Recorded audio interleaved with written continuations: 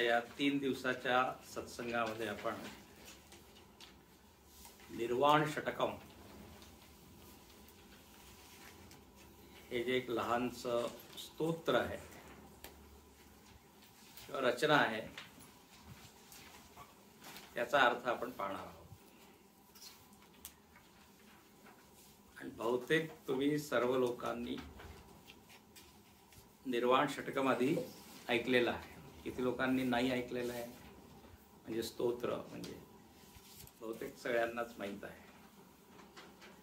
निर्वाण षटकमला आत्मषटकम सुद्धा म्हणतात, माहीत आहे. आणि आपल्याला म्हणायला फार आवडतं. नुसतं त्याचे शब्दच इतके चांगले आहे की त्यामुळे आपल्याला आपलं ध्यान चांगलं लागतं.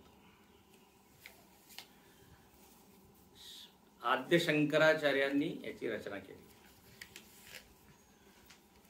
आणखीन त्यांनी अनेक ग्रंथ लिहिले आहेत, आपण वाचतोच. अनेक पंचकम आहे, षटकम आहे, अष्टकम आहे, धन्याष्टकम, मनीषा पंचकम, एक आहे माया पंचकम. ते वाचण्याची गरज नाही आहे कारण आधीच मायेचं भरपूर ज्ञान आहे आपल्या. अघटित घटना पटीयसी माया अशी त्याच्यावरती एक ओळ येते की मायेमुळे काय अशक्य गोष्टी सुद्धा शक्य होऊन जातात. तर माया पंचकम. त्याचप्रमाणे त्यांनी एक श्लोकामध्ये वेदांत, आणि उपदेश शास्त्रीमध्ये 1000 श्लोकांमध्ये वेदांत सांगितलं. म्हणजे पहा त्यांची योग्यता, त्यांचं सामर्थ्य. बहुतेक समोरचा श्रोता जसा आहे, साधक जसा आहे, त्याप्रमाणे त्यांनी रचना केली. आता हे आपले जेवढे ग्रंथ आहेत त्याच्यामध्ये असे वेगवेगळे प्रकार आहे. म्हणजे एक एक वैशिष्ट्य एक एक ग्रंथाचं. तुम्ही पंचदशी ग्रंथ ऐकला का? आता मागे आपण घेतला होता म्हणजे युट्यूबवर. तर मननात्मक ग्रंथ आहे तो. त्याच्यामध्ये खूप मनन ते आपल्याकडून करून घेतात किंवा स्वतःच प्रश्न विचारतात आणि मग त्याचं उत्तर, त्याचं समाधान देतात. त्यामुळे बुद्धीला चालना मिळते. मननात्मक ग्रंथ, जसे अद्वैत मकरंद नावाचा एक ग्रंथ आहे. त्याचप्रमाणे दृग्दृश्य विवेक, बहुतेक तुम्ही वाचला असेल दृग्दृश्य विवेक. तो ग्रंथ सुद्धा विद्यारण्य स्वामीजींचाच आहे. तर असे काही ग्रंथ आहे ज्याच्यामध्ये मनन खूप आहे. युक्ती प्रधान ग्रंथ आहे. युक्ती म्हणजे काय? तर्क, लॉजिक, रिझनिंग. कारण लोकांना काय प्रत्येक बाबतीत काय पाहिजे? कारण आहे. असं का? आजकालचे जे आधुनिक लोक आहे किंवा मुलं आहे त्याच्या पाठीमागचं जोपर्यंत म्हणजे कारण सांगत नाही तोपर्यंत त्यांना समाधान होत नाही. बरोबरही आहे. आपल्या ऋषीमुनींना हे माहीत होतं म्हणून त्यांनी अगदी लॉजिकल सगळं लिहिलं आहे. तर युक्ती प्रधान ग्रंथ आहे. काही ग्रंथ कसे आहे तर म्हणे ते सुरुवातीचे जे साधक आहे त्यांच्यासाठी तत्वबोध वगैरे हे सुद्धा तुम्ही माहिती. पण काही ग्रंथ कसे आहे म्हणजे रचना कशा आहे तर म्हणे ज्या ध्यानासाठी उपयोगी, ध्यान साधनेमध्ये मदत करणारे असे काही ग्रंथ आहे. तर आता हा निर्वाण षटकम असंच आहे. याच्यामध्ये काही तर्क नाही, युक्ती नाही, काही चिंतन नाही. सगळं चिंतन ज्याचं आधी झालेलं आहे त्याच्यासाठी हा ग्रंथ आहे. कारण म्हणजे याच्यामध्ये गुरुजींनी लिहिलेलं आहे की या ग्रंथावर प्रवचन कर म्हणजे केलं नाही पाहिजे. प्रवचनाचा ग्रंथच नाही. खरं म्हणजे जो ज्ञानी आहे, ज्ञानी पुरुष, त्याचा अनुभव काय आहे तो अनुभव इथे त्यांनी सांगितलेला आहे. तर हा ग्रंथ म्हणजे ही रचना म्हणजे काय? अनुभव प्रधान आहे, अनुभवाला प्राधान्य दिलेलं आहे.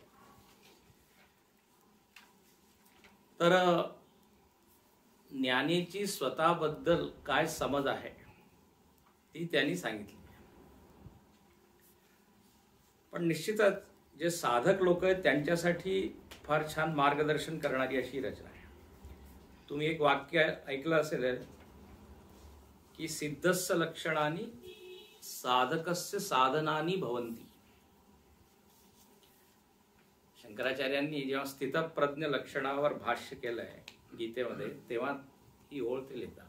याचा अर्थ काय की सिद्ध माणसाचे जे लक्षण आहे ते साधकासाठी काय आहे, साधना आहे. म्हणजे सिद्ध माणसाला जे सहज आहे ते साधकासाठी साध्य आहे, ते त्याला मिळवायचं आहे. तर इथे सिद्धाचे लक्षण सांगितलेले, म्हणजे आपल्यासाठी एक ध्येय सांगितलं की तुम्हाला इथे जायचं आहे. जसं जो ड्रायव्हिंग ज्याला येत नाही त्याला किती त्रास होतो, पण ज्याला ते काय म्हणतात अभ्यास झालेला आहे, सिद्ध झालेला आहे, तो काय बोलता हसता खेळता ऐकता चालवू शकतो सहज. तो सिद्ध झालाय त्या क्षेत्रामध्ये. त्याचप्रमाणे इथे ज्ञानाच्या क्षेत्रामध्ये हा ज्ञानी पुरुष सिद्ध आहे. सिद्ध म्हणजे त्याला परत परत सांगावं नाही लागत की तू ब्रह्म आहे, तू आत्मा आहे, तू शरीर नाही. जसं आज आपल्याला किती सहज आहे हे समजणं की मी मनुष्य आहे, यासाठी काही आपल्याला चिंतन करायची गरज नाही. यथा देहोहम म्हणून तत्वबोधामध्ये शंकराचार्य म्हणतात, यथा देहोहम ब्राह्मणोहम तथा निर्विकारोहम निराकारोहम, असं त्याच्या जीवनामध्ये झालेलं आहे. तर असं त्याचं वर्णन इथे आहे. आता जो साधक आहे त्यांनी काय केलं पाहिजे, ही जी रचना ही ऐकून आपलं मन स्वतःकडे वळवलं पाहिजे. कारण इथे बाह्य जगाचं काही वर्णनच नाही, स्वतःच वर्णन आहे. तर हे शब्द काय आहे, स्मरण करवणारे आहे, आठवण देणारे आहे. म्हणून ध्यानामध्ये जेव्हा आपण बसतो आणि हे जर स्तोत्र आपण ऐकलं तर सहजच आपलं मन आपल्याकडे जाईल. कारण आपल्याला ध्यानामध्ये काय अंतर्मुखी व्हायचं आहे. अंतर्मुखी आपल्याला जो म्हणजे सहज होत नाही, कारण मन तेवढं विरक्त नाहीये, मन परत परत बाहेर होतं. तर हे जे स्तोत्र आहे हे एक सपोर्ट आलंबन आहे. तर साधकासाठी फार उपयोगी आहे. अच्छा, दुसऱ्याला एक आणखी शब्द मी देतो, त्याला म्हणतात अहम ग्रहोपासना. शब्द ऐकलाय का, अहम ग्रहोपासना? उपासना शब्द ऐकलाय का? उपासना, उपासना म्हणजे काय?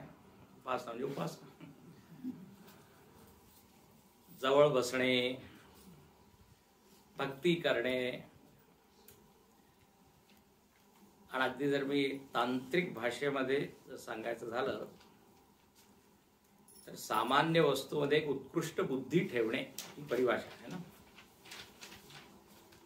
त्याला म्हणतात उपासना. तर आपण काय भाव आरोपित करतो. आता देव मला खरं म्हणजे दिसत नाहीये, पण मी एक भाव आरोपित केला एका चित्रामध्ये की हा राम आहे, कृष्ण आहे, शंकर आहे. ही उपासना झाली. वस्तू काय आहे पण मी आरोपित काही दुसरं करत आहे आणि उत्कृष्ट आरोपित करत आहे, त्याला म्हणतात उपासना. तर आता इथे काय, इथे असं सांगितलं की तुम्हाला स्वतःचं ज्ञान नाहीये, ठीक आहे, तर काय करा, उपासना करा. काय उपासना करा की मी आनंद रूप आहे असा भाव आरोपित करा. कळतंय का मी काय सांगते?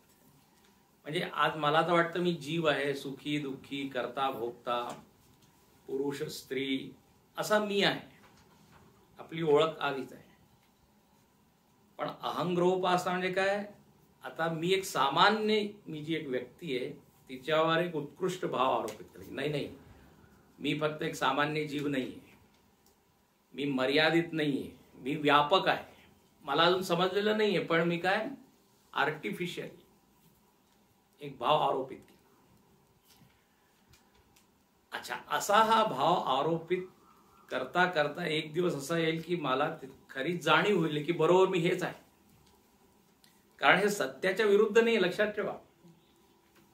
काहीच्या काही भाव आरोपित नाही केलाय, सत्यासारखाच आहे. म्हणजे सत्य जे आहे, जे स्वरूप आहे, त्याच्याशी जुळणार असं हे लक्षण आहे. आता असं मी सांगितलं, सूर्य नारायण आहे, सूर्य देव आहे, तर देव आहे तो, त्याच्यामध्ये दिव्यत्व आहे.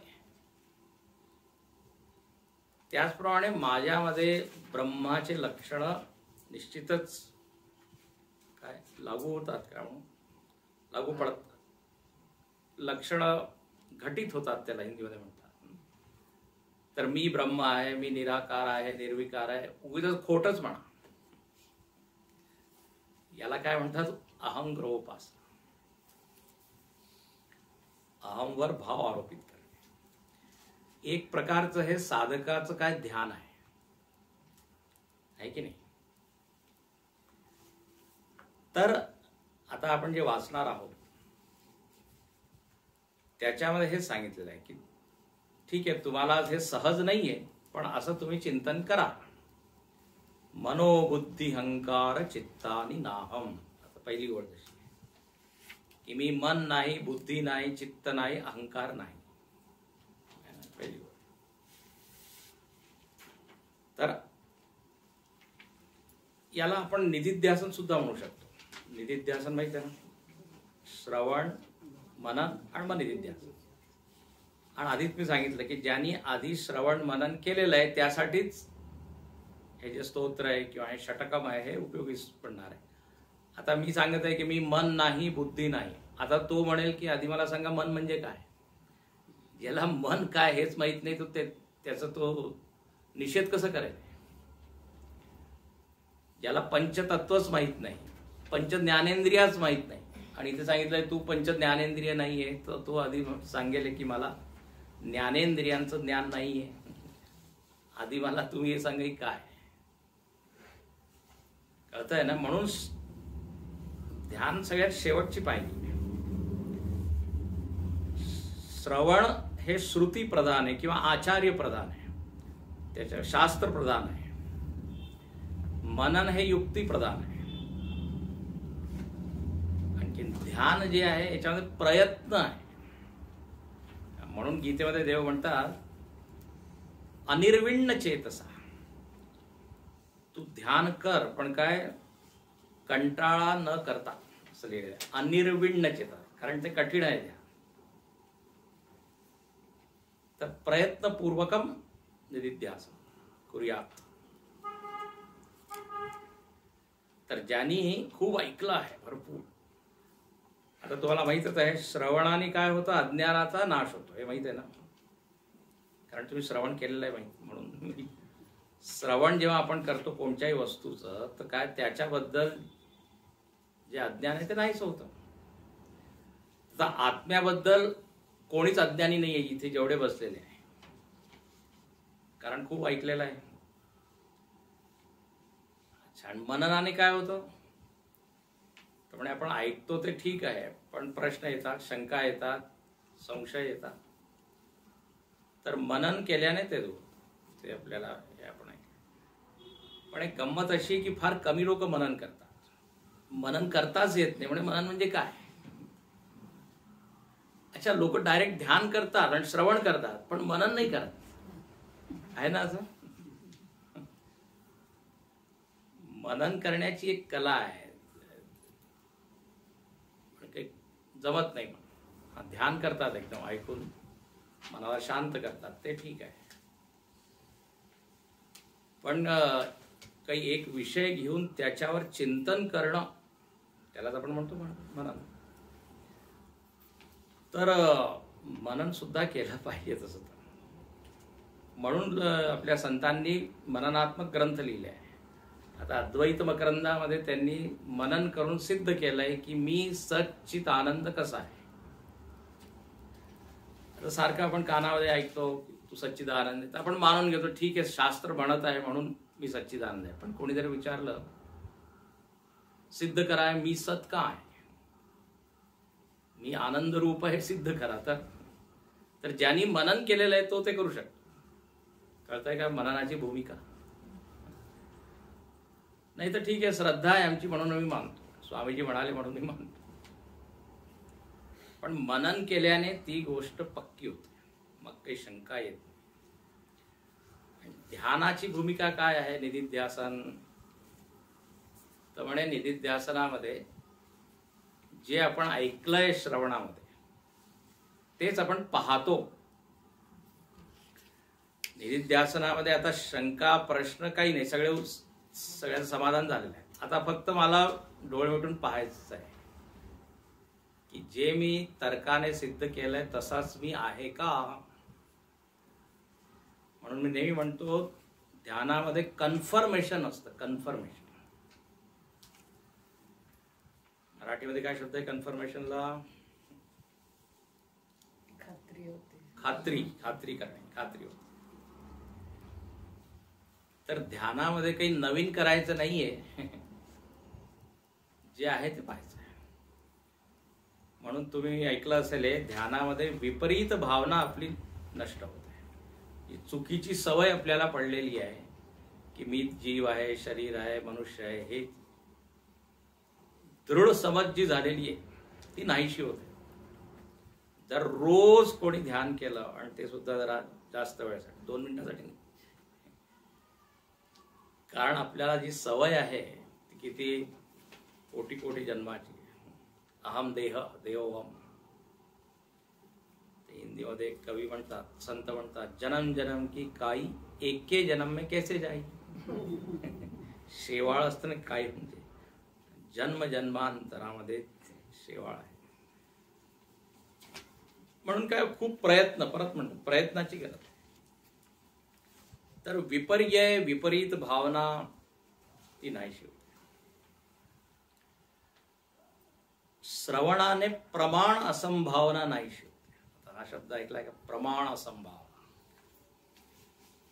हा काय कोणता शब्द आहे? प्रमाण म्हणजे काय? ज्ञानाचं साधन. जेव्हा आपण खूप ऐकतो ना वेगवेगळे उपनिषद प्रकरण ग्रंथ, तर आपल्याला प्रमाणाबद्दल जी शंका आहे की प्रमाणात काय सांगितलेलं आहे ती नाहीशी होते. असंभावना म्हणजे काय? एक शंका किंवा प्रश्न. काय होतं, वेगवेगळ्या उपनिषदामध्ये त्या एकाच तत्वाचं वर्णन वेगवेगळ्या पद्धतीने केलेलं आहे. तर कधी कधी मनामध्ये काय शंका येतात की सगळ्या उपनिषदांचा एकच मतितार्थ आहे, एकच ध्येय आहे की वेगवेगळं आहे. आता उदाहरणार्थ सृष्टीचं वर्णन आहे उपनिषदांमध्ये, तुम्ही ऐकलंय ना. आता काही उपनिषदांमध्ये क्रमसृष्टीचं वर्णन आहे, आकाशात वायू, वायूवर अग्नी वगैरे. आणि कुठे म्हटलंय की युगपत सृष्टी, एकाच क्षणात सृष्टी व्यक्त झाली. जसं म्हणतात आपल्या मुठीमध्ये काही चणे वगैरे आहे आणि एकदम आपण असे फेकले, त्याप्रमाणे काय सृष्टी एकदम झाली. असं नाही की एक एक एक एक. तर आता जो साधक आहे त्याला प्रश्न पडतो की खरं काय आहे. याला म्हणतात प्रमाण असंभाव. की याच्यामध्ये हे सांगितलंय, दुसऱ्या उपनिषदामध्ये ते सांगितलंय. आता असं गीतेमध्ये जर आपण पाहिलं तर अर्जुनाला प्रश्न पडला की नाही दुसऱ्या अध्यायानंतर. दुसऱ्या अध्यायामध्ये देवानी ज्ञानाचं खूप वर्णन केलं आणि मग कर्माचंही वर्णन केलं. कर्मण्येवाधिकार असते मा फलेषु. आता त्याला प्रश्न पडला की एकीकडे तुम्ही ज्ञानाची स्तुती करत आहात, मग मला कर्म करण्यासाठी म्हणजे तुमचं म्हणणं काय नेमकं. तर असे ग्रंथांमध्ये काय असे विरोधी वाक्य येतात, थोडेसे कन्फ्यूज करणारे वाक्य येतात. पण जर आपण सतत ऐकत राहिलो तर आपल्याला कळतं तर वेदांताचे ग्रंथ जर आपण ऐकले तर आपल्याला हे कळेल की सर्व जेवढे ग्रंथ आहे, उपनिषद आहे, त्याच्यामध्ये एकच सांगितलंय शेवटी की आत्मा ब्रह्म आहे की नाही. जीव ब्रह्मैक्य बोध हे सगळ्या ग्रंथांचं काय सार आहे. जेव्हा हे आपल्याला कळतं तेव्हा प्रमाण असंभावना काय झाली नाही. म्हणजे ग्रंथाबद्दल जी आहे की आणखीन मनन केल्याने प्रमेय असंभावना. प्रमेय म्हणजे ग्रंथाचा जो विषय आहे, काय वेगवेगळे विषय आहे का. कारण काही उपनिषदांमध्ये सृष्टीचं वर्णनच नाही, काही मध्ये सृष्टीचंच वर्णन आहे. म्हणजे असं वेगळं आहे. काही ग्रंथांमध्ये अधिकारीचं वर्णन नाहीये, काही ग्रंथांमध्ये अधिकारीचं वर्णन आहे. तर प्रमेय काय आहे. प्रमेय म्हणजे ग्रंथाचा विषय कोणता आहे याबद्दल जी शंका येत असते, तर म्हणजे मनन केल्याने ती शंका दूर. प्रमेय असंभावना याच्यावर विचार करा तुम्ही. आणखीन विपरीत भावना ही या निधिध्यासनाने ध्यानाने दूर. तर प्रत्येक साधनेचं काय एक एक उद्दिष्ट आहे, ध्येय आहे. काही केल्याने काही होतं असं नाही. काहीतरी तर होईलच, म्हणजे चुकीचं होईल काही केलं तर. पण जे मला मिळवायचंय ते आपण मिळवू नाही शकतो. तर आता इथे निधिध्यासनाचा म्हणजे जो विषय आहे तो या ग्रंथामध्ये आहे. आता निर्वाण षटकम. निर्वाण म्हणजे काय. निर्वाण शब्द तर ऐकला ना तुम्ही. निर्वाण दिवस असतो. निर्वाण म्हणजे जसं मोक्ष किंवा मुक्ती. पण निर्वाण शब्दाचा शाब्दिक अर्थ आहे एक दिवा असतो की नाही, याचा पंक्ती किंवा समय किंवा त्याच्यावर विस्त काय ओसरत काय म्हणतात विस्त, त्याला म्हणतात निर्वाण. दीपक का बुझना. आता हे एकदम असं नकारात्मक वाटतं. आपण काय म्हणतो ज्ञानाचा दिवा, ज्ञानाचा उजेड. पण निर्वाण म्हणजे काय, जिथे दिवा विसतो त्याला निर्वाण म्हणतात. तर असं वाटतं की सॅड सिच्युएशन की काय, म्हणजे दुःख. पण असं नाही. याचा अर्थ असा आहे, आधी तुम्ही ऐकला असेल बहुतेक, मी सांगितलं आहे कुठे कुठे. दिवा जेव्हा असतो पणती किंवा समई, त्याच्यामध्ये काय तेल आहे, वात आहे, आणि त्याच्यामुळे ती ज्योत जळत असते. ती ज्योत केव्हा विसते, जेव्हा तेल सगळं संपून जातं. तर आता इथे काय त्याचा अर्थ घेतलेला आहे की आपल्या अंतःकरणामध्ये सतत एक तेल आहे, वासनेचं तेल. ते जेव्हा संपून जाईल तेव्हा हा जो संसाराचा दिवा आहे, लक्षात ठेवा, ज्याच्यामुळे सतत या संसारामध्येच मला यावं लागतं, त्याला दिव्याची उपमा दिली. उलटी उपमा आहे, उलट. तर मी जो संसारी बनलेलो आहे त्यात जोपर्यंत वासनेचं तेल राहील तोपर्यंतही जळत राहील. निर्वाण म्हणजे काय, जेव्हा वासना संपेल. आणि वासना केव्हा संपेल तर म्हणजे ज्ञानाने. म्हणून गीतेमध्ये हा शब्द येतोय, ब्रह्म निर्वाण मृच्छती, आहे ना. गीतेच्या कोणत्या अध्यायामध्ये, 19व्या.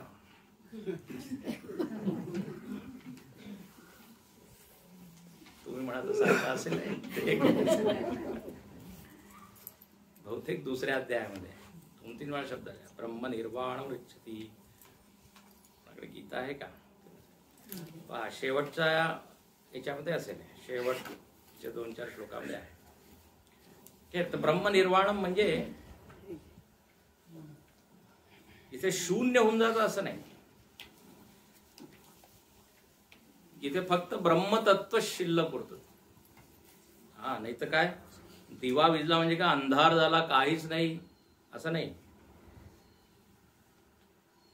स्थित्वास्यामंत कालेपि ब्रह्म निर्वाण वृच्छति एषा ब्राह्मी स्थिती पार्थ नैनाम प्राप्य विमुह्यते. ही ब्राह्मी स्थिती, ब्रह्मज्ञानाची स्थिती. या स्थितीमध्ये काय, संसाराचा दिवा विझला पण ब्रह्मज्ञान त्याला झाले, त्याला म्हणतात निर्वाण. आणखीन बौद्ध तत्वज्ञानामध्ये त्याचा फार उपयोग केला आहे, निर्वाण शब्दाचा.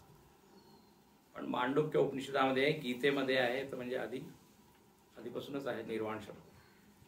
तर निर्वाण षटकम, तर निर्वाण म्हणजे मोक्ष. आणि मोक्ष म्हणजे काय, आत्मस्थिती, आत्मज्ञान, जीव ब्रह्मैक्य बोध. जीव आणखीन ब्रह्म यामध्ये फरक नाही, असा जेव्हा ठाम निश्चय होतो, पक्का निश्चय होतो, त्यालाच आपण काय म्हणू, निर्वाण किंवा मोक्षाची स्थिती. आता इथे त्याचंच वर्णन केलेलं आहे. आता याच्यामध्ये 6 श्लोक आहे, आणखीन 4 ओळीचा एक श्लोक आहे. त्याच्यामध्ये पहिल्या 3 ओळीमध्ये नाहम नाहम नाहम असा शब्द आलेला आहे, की मी नाहीये नाहीये नाही. आणखीन शेवटच्या ओळीमध्ये आलेला आहे की मी काय आहे, मी कोण आहे. आता बा हे आपण नेहमी पाहतो, प्रत्येक क्षेत्रामध्ये अशा 2 गोष्टी असतात, एक करायच्या असतात आणि एक सोडायच्या असतात. एक निषेधात्मक आणि एक विधेयात्मक, एक सकारात्मक एक नकारात्मक, एक ग्राह्य एक त्याज्य. आपल्याला डॉक्टर जेव्हा औषध देतो तेव्हा सुद्धा काय, हे घ्यायचंय हे घ्यायचं नाही, हे खायचंय हे पथ्य असतं की नाही. आपण कुठे जातो रस्त्यामध्ये, म्हणजे कोणा मित्राकडे जायचं आहे, तो पत्ता सांगतो, आणि त्या पत्ता जेव्हा तो सांगतो तेव्हा तो सांगतो की या गल्लीत वळायचं नाहीये, ती गल्ली तुम्हाला दिसेल पण तिकडे जायचं नाही, इकडे जायचंय. प्रत्येक याच्यामध्ये हे खायचंय हे नाही खायचं. संगीतामध्ये सुद्धा जेव्हा ते राग म्हणतात तर काय, हा स्वर वर्ज्य आहे, तो स्वर लावला तर सगळं बेसूर होईल. प्रत्येक रागाचं सुद्धा एक काय संविधान आहे, की त्याच्यामध्ये एक नियम आहे, मर्यादा आहे. प्रत्येक क्षेत्रामध्ये आता आपण स्वयंपाक करतो त्याच्यामध्ये सुद्धा मीठ टाकायचंय नाही टाकायचं, एवढं टाकायचं, एवढं गरम करायचं, एवढं गरम करायचं नाहीये. तर इथे सुद्धा काय, माझं स्वरूप काय आहे आणि माझं स्वरूप काय नाहीये, दोघांचं वर्णन आहे. आणि ते सुद्धा जरुरी आहे बरं का, म्हणजे गरजेचं आहे की काय नाही. कारण मी उलटच जर समजलं तर, म्हणून व्हॉट इज नॉट मी ते सुद्धा मला माहीत असायला पाहिजे. म्हणून इथे पहिल्या श्लोकामध्ये आपण आता प्रवेश, त्याच्यामध्ये काय म्हणतो, आधी मी असंच म्हणतो, मग नंतर पेटीवर म्हणेन, आणि तुम्ही मग डोळे मिटून बसा आणि मग ध्यान करा. आता मी सध्या असंच म्हणतो, मनोबुद्धी अहंकार चित्तानि नाहम, न च श्रोत्र जिह्वे न च घ्राण नेत्रे, न च व्योम भूमिर न तेजो न वायु, चिदानंद रूप शिवोहम शिवो. आहे ना, वर आहे नाहम आणि शेवटी आहे अहम. आता मन बुद्धी अहंकार आणि चित्त हे मी नाही. आता हे तुम्हाला माहीतच आहे, मन बुद्धी चित्त अहंकार. आता इथून सुरुवात करायची नाही की अच्छा मन काय, मन म्हणजे अपंचीकृत पंचभूतैहि तत्वबोधांतो सत्कर्मजन्यम भोग साधनम वगैरे वगैरे आहे मनाचं, अंतःकरण चतुष्ट आहे. तर इथे अंतःकरणाचा निषेध केलेला आहे. आता इथे तर्क नाही दिलेला आहे की का मी नाही, कारण हे आधी सिद्ध केलेलं आहे. तो नाही तर आता ते जर माहीतच नसेल तर आपण हा श्लोक ऐकला मग प्रश्न येईल का मी नाही, मन का नाही मी, तर मग तिथे ध्यान नाही होणार. मग काय ते मनन होईल, म्हणजे मननाच्या क्षेत्रात ते जाईल. तर आता त्याला निश्चय झालेला आहे की हा मन म्हणजे मला माहित आहे, बुद्धी म्हणजे काय, आणि तो नुसतं पाहतोय की हा मी मन नाहीये. आता मन बुद्धी चित्त अहंकार याला अंतःकरण चतुष्टय म्हणतात. आणखीन सगळ्यांची परिभाषा तुम्हाला माहीतच आहे. या आधी सुद्धा मी तुम्हाला काही वेळा सांगितलंय बहुतेक, हे 4 असे कंपार्टमेंट नाहीये की मन इकडे बुद्धी इकडे, जसे एक हार्ट इकडे किडनी इथं, तसं नाही. वृत्ती आहे फक्त, थॉट्स. वृत्तीचा स्वभाव वेगवेगळा आहे, त्याप्रमाणे त्याचे नाव दिलेले आहे. मी आता पंचदशीमध्ये एक उदाहरण दिलं होतं, हाताचं दिलं होतं ना. हात एकच आहे, त्याची वृत्ती वेगळी आहे. फेकणे, वर करणे, खाली करणे, पण त्यामुळे हात 4 नाही होत. त्याचप्रमाणे वृत्तीचे जे प्रकार आहे ते 4 आहे, आणि त्याप्रमाणे हे नाव दिलेले आहे. आता सगळ्यात सूक्ष्म या 4मध्ये काय आहे? अहम. कारण सुरुवातीला अहम वृत्ती येते, त्याशिवाय मी काहीच करू शकत नाही. मी बोलत आहे, मी जात आहे, मी खात आहे, आधी मी. तर अहम. आता अहम सुद्धा काय? एक प्रकारची भावना, एक प्रकारची वृत्ती आहे. त्यामुळे आत्मा वृत्तीचं नाव नाहीये, है ना. आत्मा इज नॉट ए थॉट. मग काय? त्यामुळे त्या थॉटचं जे काय अधिकरण आहे, म्हणजे आधार आहे, आत्मा तो आहे. अहम वृत्ती जिथून उत्पन्न होत आहे, त्यामुळे अहम वृत्ती मी नाही. अच्छा, तुम्ही हे ऐकलेलं आहे की सत्य वस्तू कोणची आहे? जी नेहमी राहते, येणारी जाणारी ती सत्य. आता अहम वृत्ती तर रोज येते जाते. झोपेमध्ये जातो, अहम वृत्ती लिहितो, मी परत येते. तर मी अहम वृत्ती नाहीये. जरी मी असं म्हणत आहे की मी मनुष्य आहे, मी पुरुष आहे, मी स्त्री आहे, तरी हे काही पारमार्थिक सत्य तर नाही. म्हणून इथे म्हणतात अहम. अच्छा, त्यानंतर चित्त. चित्त म्हणजे काय? तर म्हणे आपण संकल्प विकल्प करतो, ठीक आहे, मनाने. म्हणजे एक अशी वृत्ती असते ज्याच्यामध्ये असे विरोधी विचार येत राहतात, त्याला आपण म्हणू मन. आणि जेव्हा विचार एक निश्चित होतात, दृढ होतात, त्याला आपण म्हणू बुद्धी. पण लक्षात ठेवा, संकल्प विकल्प निश्चय याच्या आधी माझ्या मनामध्ये काहीतरी संस्कार असतात, त्याच्या आधारावर आपण काय करतो? निश्चय करतो किंवा संकल्प करतो. परत मी सांगतो, म्हणजे मेमरी, स्मृतीच्या आधारे आपण काय करतो? निश्चय किंवा संकल्प करतो. जसे फाईल असतात ना, फाईल्स, तर काही समोर दिसलं तर आपलं काय, आपण फाईल मध्ये शोधतो, या माणसाला आधी पाहिलंय का. म्हणजे आपलं चित्तावर आधी लक्ष जातं. चित्त इज लाईक अ मेमरी. आपण काही खायला जातो तर काय, आपण आधी शोधतो, अच्छा हे मी आधी पदार्थ खाल्लाय का. आणि जर स्मृती सांगते यस, आणि हा पदार्थ मला आवडत नाही किंवा आवडला नव्हता, तर लगेच मी काय म्हणतो, हा तुम्ही घ्या, मला नको. कशाच्या आधारे झालंय? आता तुम्ही खाल्लं नाही, पण आधी खाल्लेलं आहे.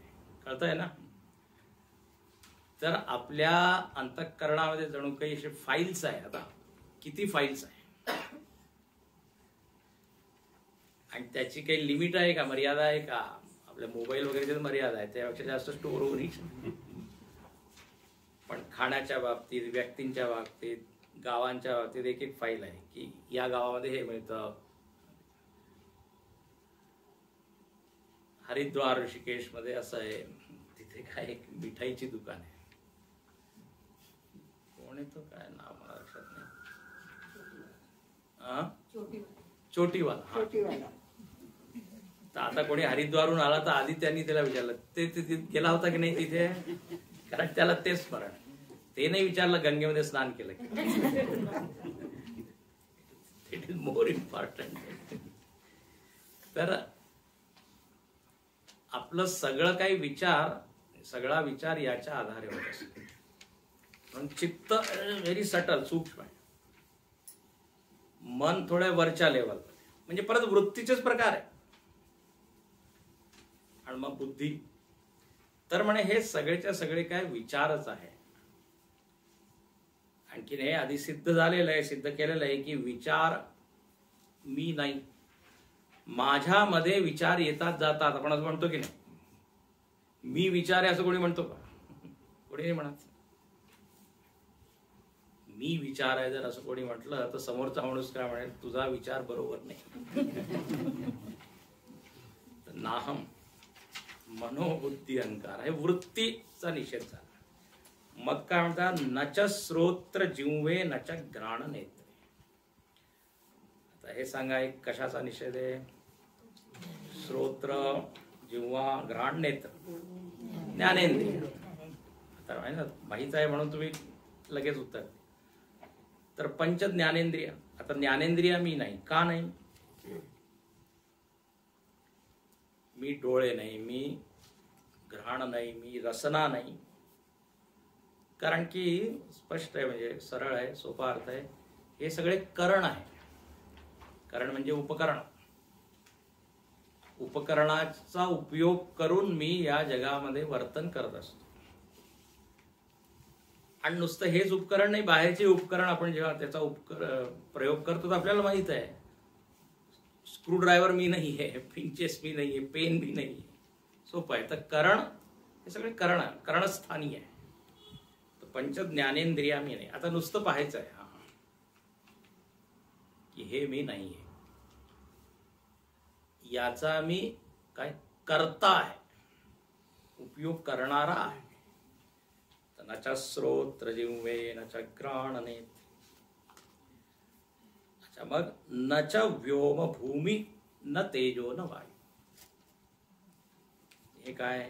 तर म्हणे पंचतत्व. आता इथे चारच दिलेले आहे. दुसऱ्या ओळीमध्ये सुद्धा चारच इंद्रियांचं नाव आहे. बहुतेक शंकराचार्य विसरले की काय पाच. तर पण नाही, याचा अर्थ काय? तुम्ही एक शब्द ऐकला असेल, उपलक्षणा. उपलक्षणा म्हणजे ग्रुपमध्ये जर 5 वस्तू आहे, 5 घटक आहे, दोघांचं नाव घेतलं तर त्याच्याद्वारे जे उरलेले 3 आहेत ते सुद्धा ग्रहण तुम्ही जेव्हा करता तेव्हा त्याला म्हणतात उपलक्षण. अनेक वेळा 3 वेदांचंच नाव येतं. ऋक्, साम, यजुर. अथर्व वेदाचं नावच येत नाही, पण मग ते इन्क्लूड करावं लागतं.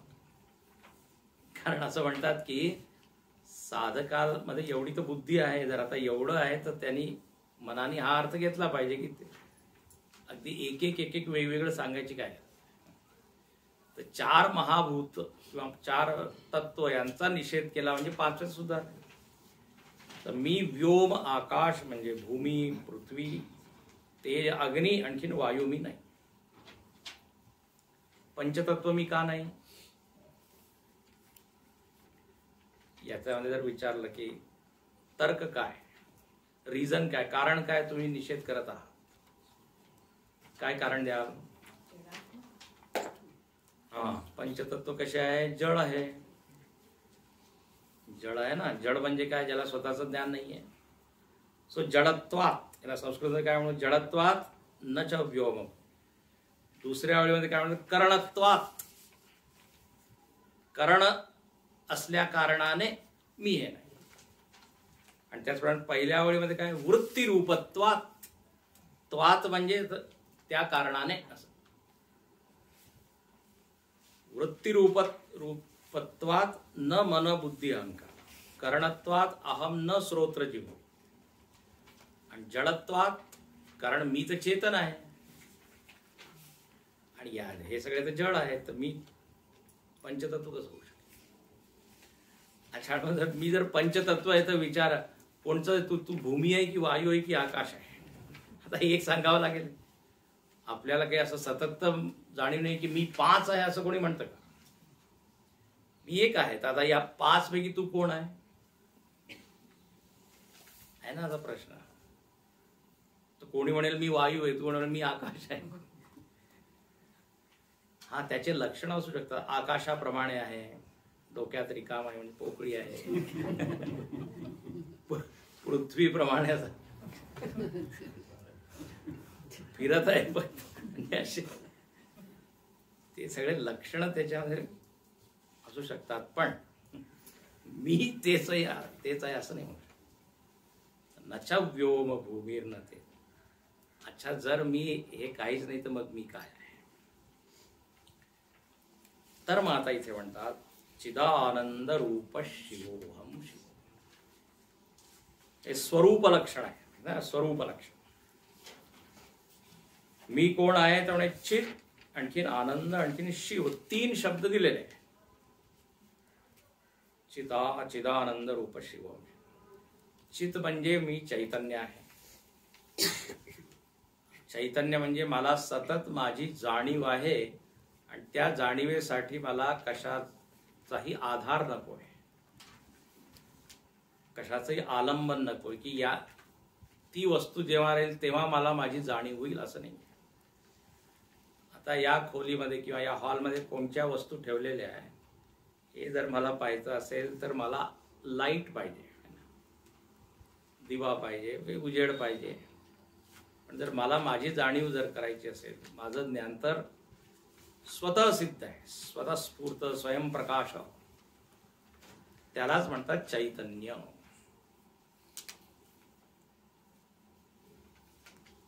कोणाचा आधार न घेता जी जाणीव आहे त्याला पंचदशीमध्ये याला संवित म्हटलेलं आहे. संवित तर चैतन्य.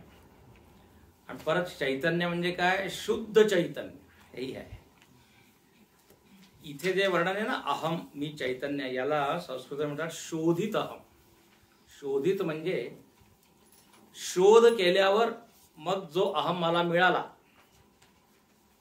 शोध म्हणजे चिंतन, परिशोधन ज्याला म्हणतात.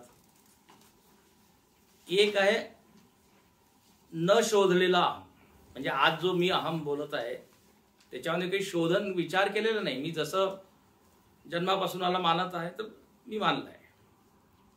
पण विचार करून जो अहम समोर येतो त्याला काय म्हणतात? शोधित अहम. त्वम पदाचा विचार केला. त्वम पद म्हणजे काय? जीव. मग जो अर्थ मला कळेल तो अर्थ काय? की मी चैतन्य आहे. सहजासहजी एकदम कळणार नाहीये. कोणाला जर विचारलं तू चैतन्य म्हणे, कोणची भाषा बोलत आहे? चैतन्य म्हणजे काय?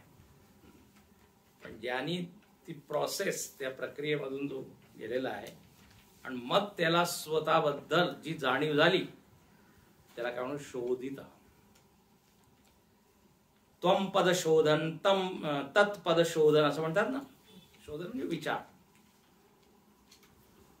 भरपूर विचार केल्यावर आपल्याला हे कळतं की मी शुद्ध चैतन्य आहे. हे बघा, जिवंत आहे हे तर सगळ्यांना माहित आहे, पण मी जीवन तत्व आहे. बरं काय ना, मी जिवंत आहे म्हणणं वेगळं आणि मी जीवन तत्व आहे. मी जगत आहे एक वेगळं. हे सगळ्यांना माहिती आहे, मुंगीला सुद्धा माहिती आहे. पण त्या जगण्याच्या पाठीमागे कोणचं तत्व आहे हे जेव्हा आपण आपल्याला समजतं तेव्हाच काय ज्ञान आहे. तर म्हणे अहम शुद्ध चैतन्य. हे गंमत झाली. आपल्या चिन्मय मिशन मध्ये काय, जे ब्रह्मचारी लोक दीक्षा घेतात त्यांना काय चैतन्य म्हणतात.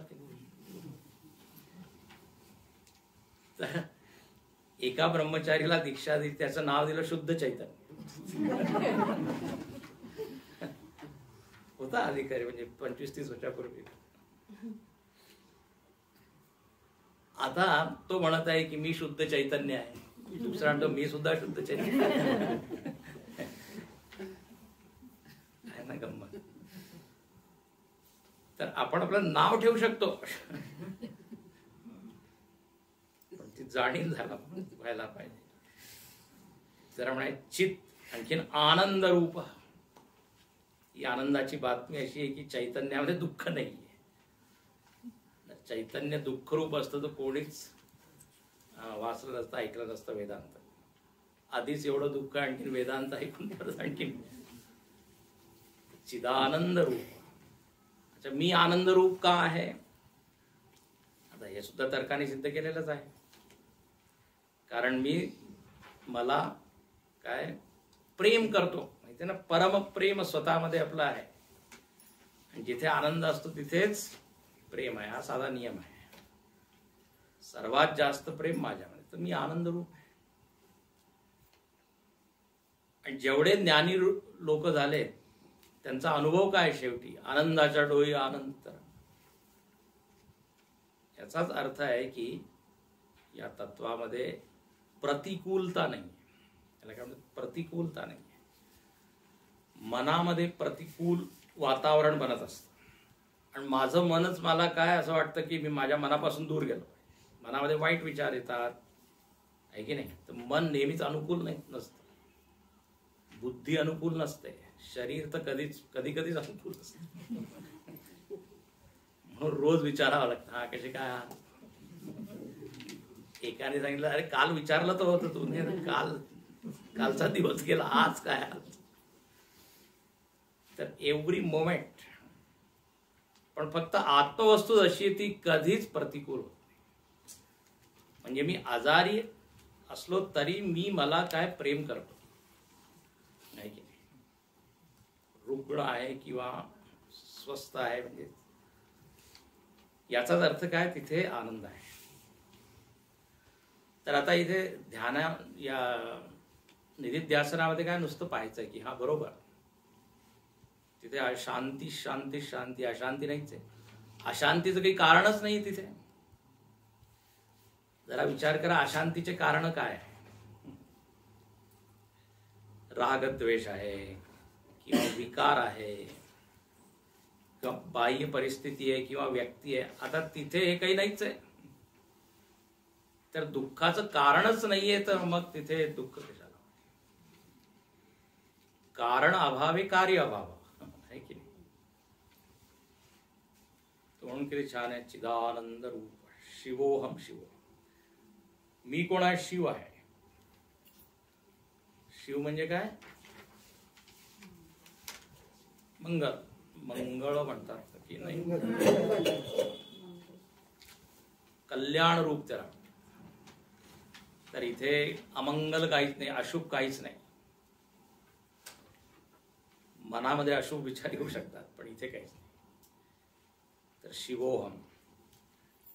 आणि जर या तत्वाला काढलं आपल्या जीवनामधून तर मग शवोहम.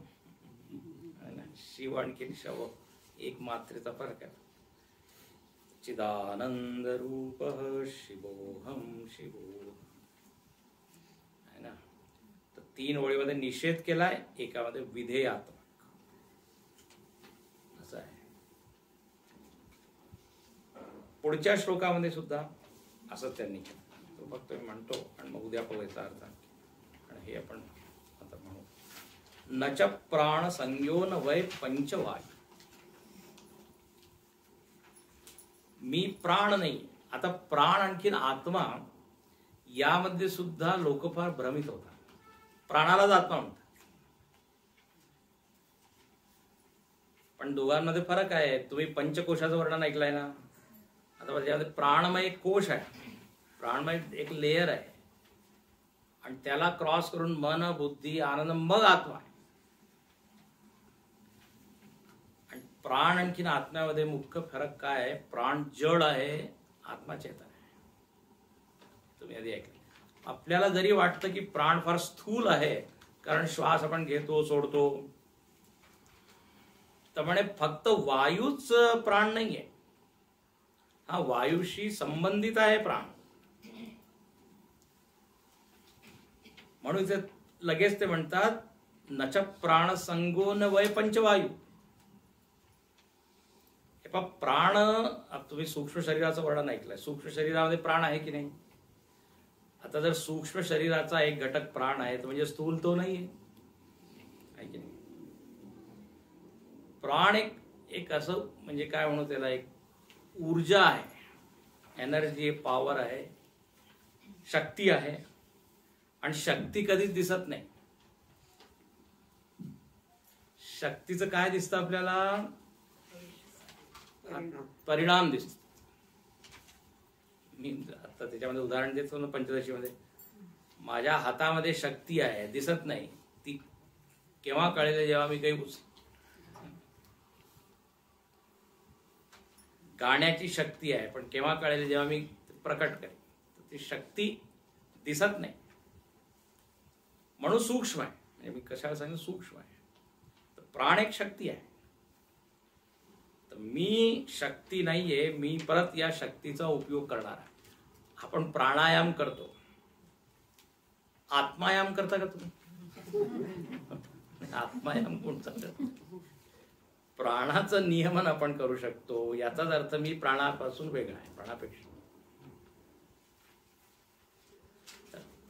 प्राण संगो नव्हे. तर इथे प्राणमय कोशाचं निषेध आहे. आता मी इथेच थांबतो आज. पण आता हे म्हणून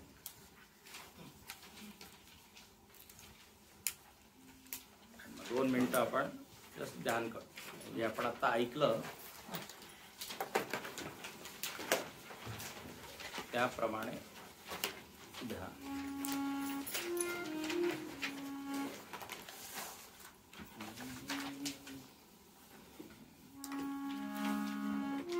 मनोबुद्ध्यहंकार चित्तानि नाहं न च श्रोत्रजिह्वे न च घ्राणनेत्रे न च व्योम भूमिर्न तेजो न वायु चिदानन्दरूपः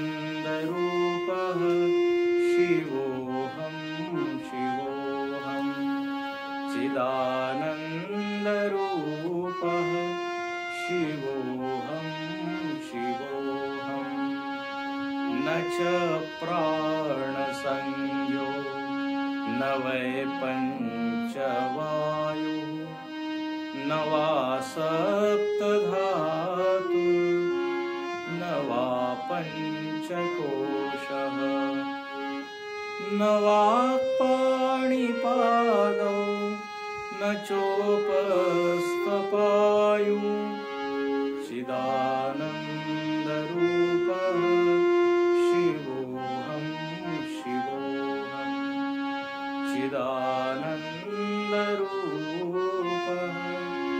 शिवोऽहं शिवोऽहं न मे द्वेषरागौ न मे लोभमोहः मदो नैव मे नैव मात्सर्यभावः न धर्मो न चार्थो न कामो न मोक्षः चिदानन्दरूपः शिवोऽहं शिवोऽहं चिदानन्दरूपः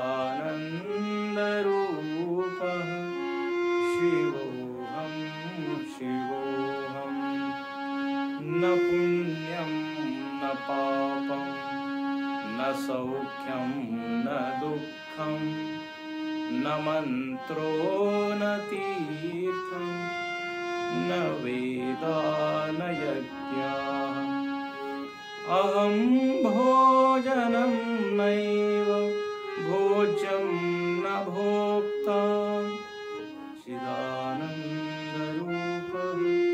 शिवोऽहं शिवोऽहं चिदानन्दरूपः